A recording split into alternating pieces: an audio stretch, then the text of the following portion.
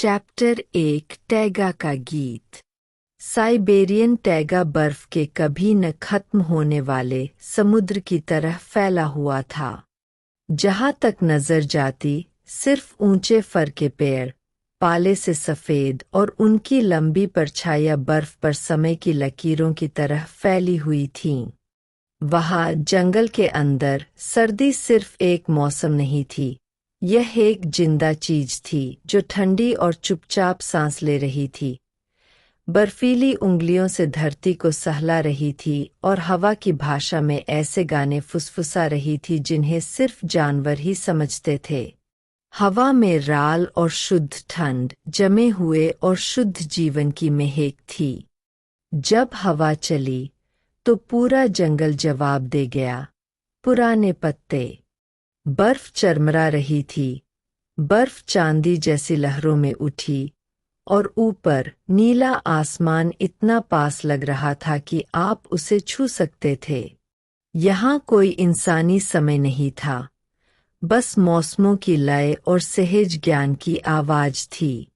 फरवरी की एक रात जब तारे ठंडे और दूर जल रहे थे, उत्तरी झुंड बर्फबारी से बचने के लिए एक खुली जगह पर इकट्ठा हुआ। यह एक पुराना झुंड था जिसे एक मजबूत और समझदार भेड़िए एलियोना लीड कर रही थी, जिसकी सभी भेड़िए इज्जत करते थे। उसका चांदी जैसा फर बर्फ में मिल गया था और उसकी हल्की नीली आंखों ने हजारों सर्दियां देखी थीं। वह जानती थी कि वह पल पास आ रहा है। उसका शरीर उस जिंदगी के वजन से कांप रहा था जो पैदा होने वाली थी। वह एक छोटी सी गुफा में चली गई जो बर्फ से ढकी चट्टान के नीचे छिपी थी, एक ऐसी जगह जहां धरती पर एक पुरानी लगभग जादुई गर्मी थी। ऊपर हवा गरज रही थी, लेकिन अंदर सन्नाटा छाया हुआ था। एक पवित्र उम्मीद। उस रात क्षितिज पर आसमान थोड़ा लाल हो गया था। यह एक संकेत था कि सुबह ज्यादा दूर नहीं थी। सोए हुए टैगा के ऊपर सिर्फ भेड़ियों का गाना सुनाई दे रहा था, एक गहरा और दर्द भरा कोरस, जैसे कोई प्रार्थना हो।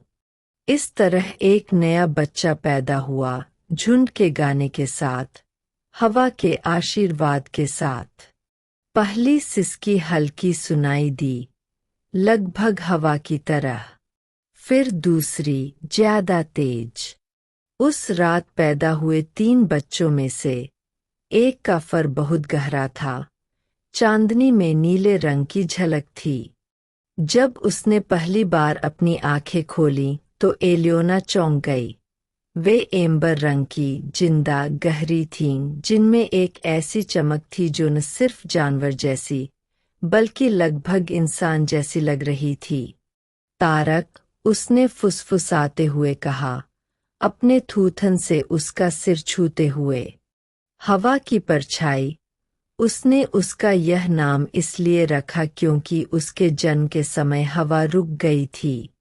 टैगा में यह एक बहुत कम होने वाली निशानी थी, जहां हवा कभी नहीं सोती। झुंड समझ गया कि यह बच्चा बाकी सभी की तरह भेड़िया नहीं था।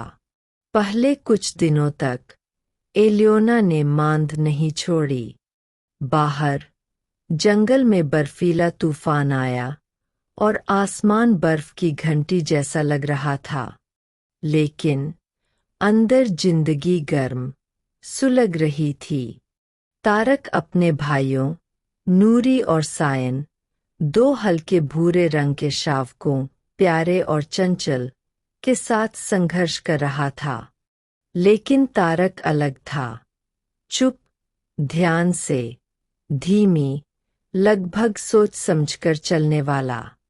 जब बाकी लोग सो जाते तो वह पत्थर की दरार से अंदर आती हल्की रोशनी को देखता, जैसे कोई अनदेखी आवाज सुन रहा हो।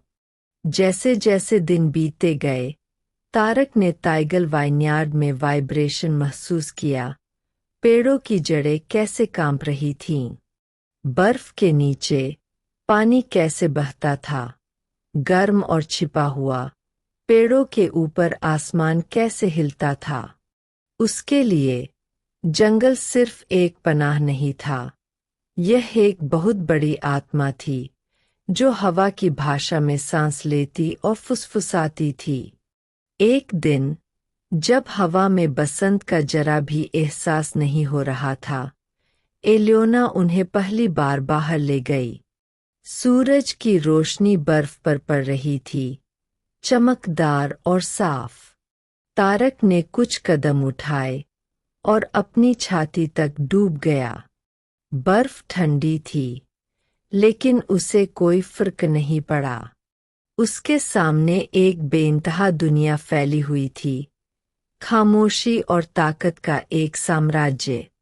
वहाँ जंगल के बीच में उसे पहली बार लगा कि वह अपने झुंड से भी बड़ी दुनिया का हिस्सा है। झुंड ने लंबी, रस्मी आवाजों से उसका स्वागत किया। बड़े भेड़िए पास आए, उसे सूंघा, उसकी जांच की। उनमें से सबसे बूढ़े वोरान ने उसकी आंखों में देखा और कहा,